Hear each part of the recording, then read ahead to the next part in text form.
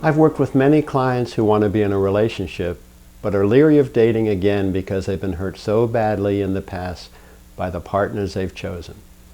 In other words, they fear they'll pick the wrong person again. If you have that fear, then here are 7 tips to increase the chances you'll pick the right person for your next relationship. Tip number 1, be a shopper, not a seller. Many people, codependents in particular, believe they must be what others want them to be to obtain love. In other words, they sell themselves to others by being a people pleaser instead of shopping for the right person who will meet their needs. Unfortunately, people pleasers tend to be enablers, so they often end up with persons in need of enabling, such as alcoholics, addicts, and others who need rescuing from bad decisions. So be a shopper, not a seller, and keep looking until you find someone who brings benefits to your life rather than problems. Tip number 2. Healthy relationships are created through respectful negotiation, which requires skills such as assertiveness, setting boundaries, and conflict resolution. It takes 2 people to build a healthy relationship, so both you and a potential partner must possess healthy relationship skills, or at least be willing to learn them. That's why being a shopper, not a seller, is so important. You must shop for a partner who possesses the skills for creating a healthy relationship, and you must be that person as well. Tip number 3. Do not ignore red flags, which are behaviors that indicate a person is incapable of being a healthy partner. Here are some common red flags: being dishonest, unreliable, irresponsible, addicted, abusive, unable or unwilling to communicate, controlling, disrespectful, a blameaholic, or desperate to bond instantly when you first meet. Thus you must go into the relationship with eyes wide open and keep them open even after love begins to bloom. Do not allow the excitement of a relationship to blind you to red flags, and if you spot one, don't tell yourself you'll fix it later, because that won't happen. Red flags must be confronted, and if not resolved quickly, you must end the relationship, no matter how much fun you are having or how great the sex is. Red flag behaviors undermine the health of any relationship. So remember, don't ignore red flags. Tip number 4.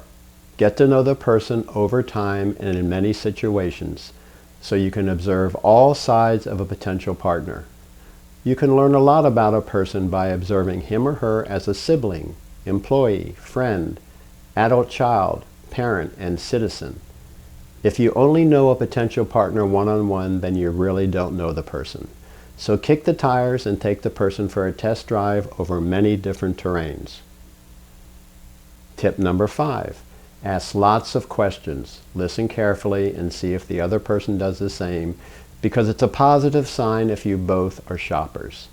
Ask directly what potential partners are looking for in a relationship, what they've learned about themselves from past relationships, and what a healthy relationship looks like to them. You also want to assess how compatible the 2 of you might be with respect to life goals, values, priorities, and lifestyle. So you need to ask these things too. Initial attraction is usually driven by fantasies and family of origin issues, because the truth is, you don't know a person at the beginning of a relationship. Rather, you know a little bit, and then you complete the rest with your own fantasies. So you must learn as much as you can about potential partners before getting too emotionally involved in order to determine if they're healthy and compatible. So ask lots of questions. Tip number 6. Do not avoid conflicts.